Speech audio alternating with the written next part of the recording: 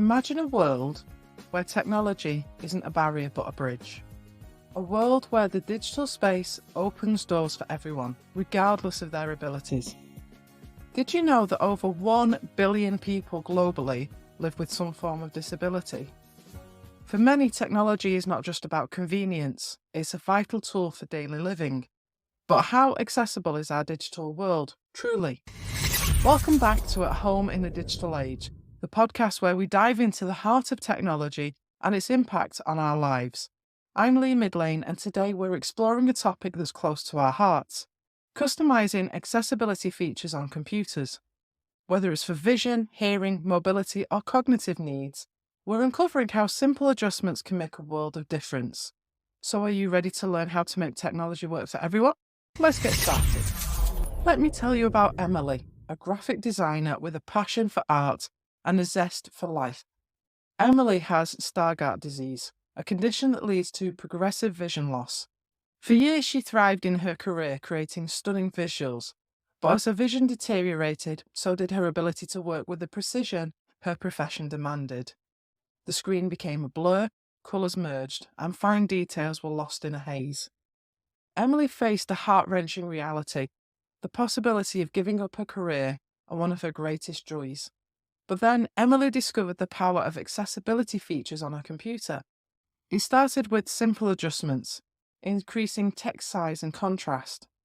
She explored screen magnification software, which brought the details back into focus. The journey wasn't easy. It required patience and persistence. But as she mastered these tools, a new world of possibilities opened up. The real game changer was a screen reader. Initially, Emily found it disorienting, but she persevered, and soon it became her eyes in the digital world. She could hear her designs, understanding layouts and elements through auditory feedback. These tools didn't just bring her work back, they brought her life back. Emily was not only able to continue her career, but also to excel in ways she never imagined.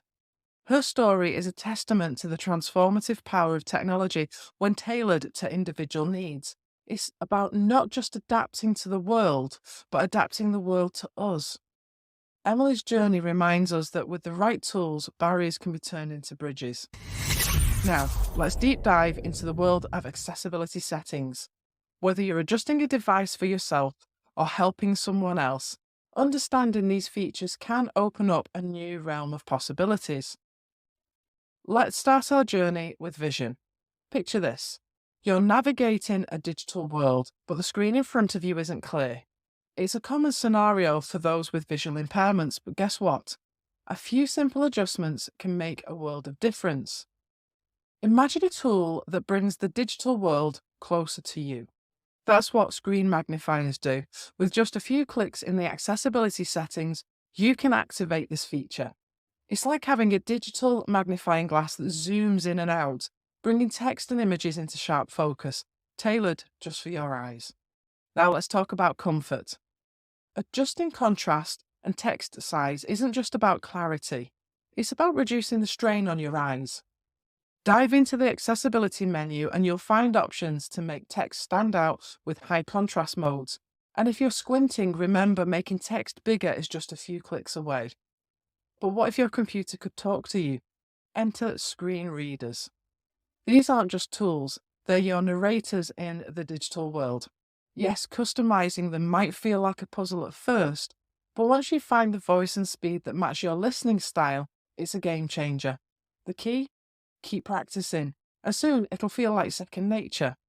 And here's an expert tip for you. To create a visually accessible digital environment, think of your desktop as your workspace. Organize it with large, clearly labeled icons. Use color-coded folders to make navigation intuitive and straightforward. It's not just about accessibility, it's about creating a space that's uniquely yours. Now, let's turn our attention to the world of sound, or more precisely, to navigating technology when sound isn't your primary guide. For those with hearing impairments, the usual beeps and chimes of devices can be more of a puzzle than a help. But don't worry, there's a whole toolkit out there to bridge this gap. So, picture this. You're waiting for an important message, but you can't hear the notification sound. This is where visual alerts come into play. They transform audio cues into visual signals. Think of a flash on the screen or a burst of light.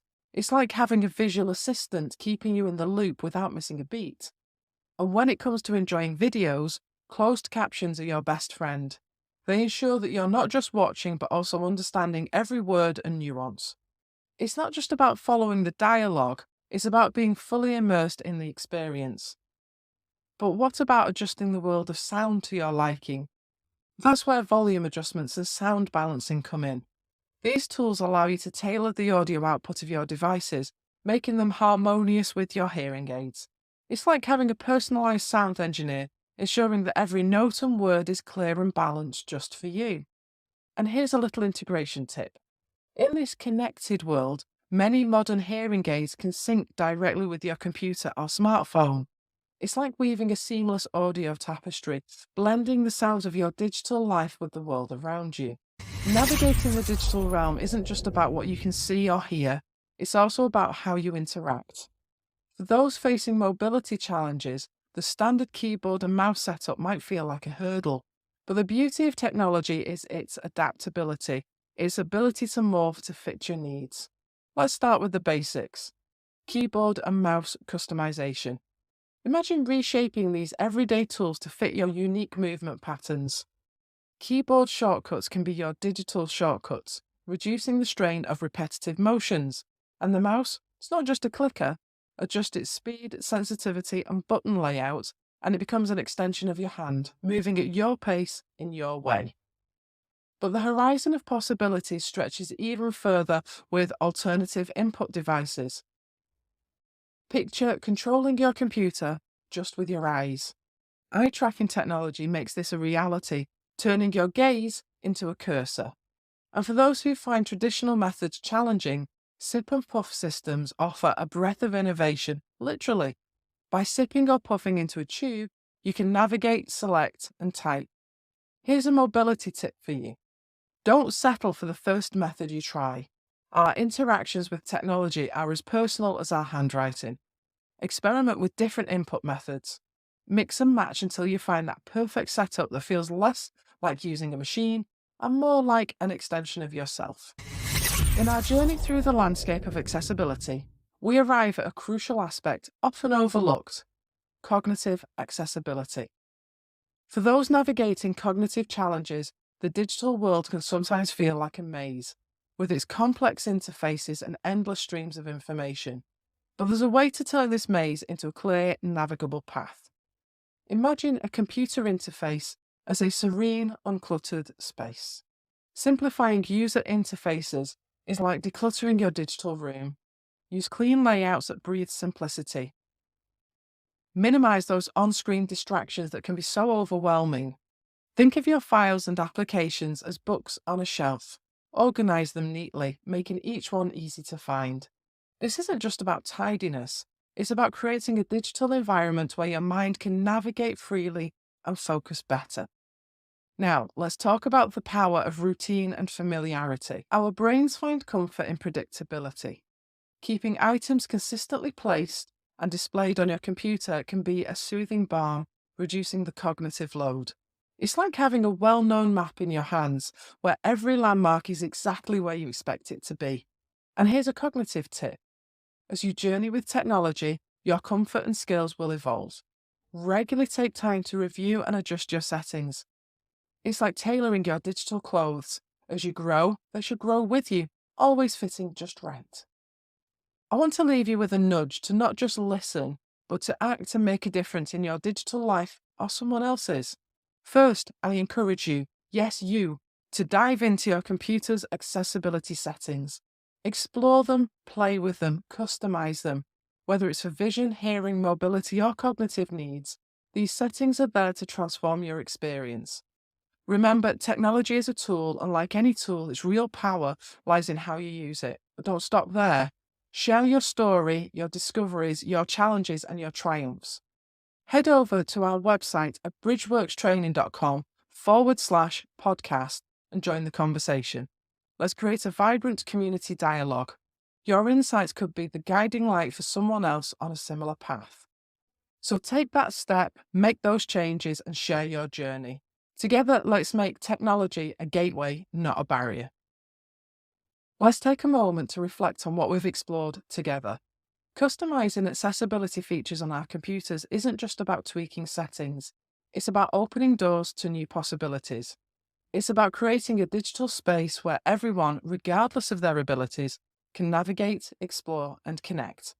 Remember, accessibility is not a feature, it's a bridge to inclusivity, a step towards a world where technology empowers everyone equally.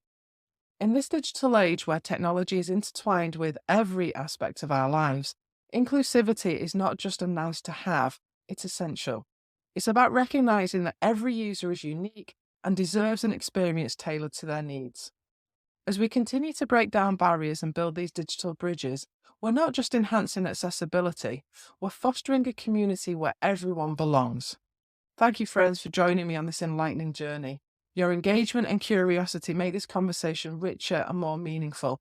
And remember, this is just the beginning. In our next episode, we'll dive into the world of software and apps for enhanced accessibility. We'll explore how these tools are not just changing the game, but also rewriting the rules. Until then, keep exploring, keep customizing, and keep sharing your stories, because every step you take towards accessibility is a step towards a more inclusive world.